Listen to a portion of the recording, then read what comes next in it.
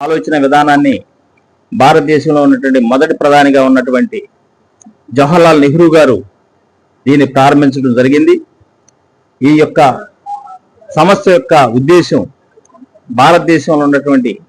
ప్రభుత్వ విధానాలని ఎలా తయారు చేయాలా,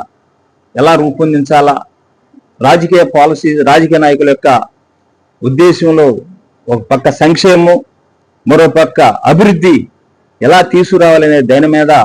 దీన్ని ఆ రోజున ఉన్నటువంటి ప్రీతమ ప్రధానమంత్రి అయినటువంటి జవహర్లాల్ నెహ్రూ గారు దీన్ని ఏర్పాటు చేశారు. ఆ రోజు నుండి కూడా ఈ రోజు వరకు ఈ సంస్థ కంటిన్యూషన్గా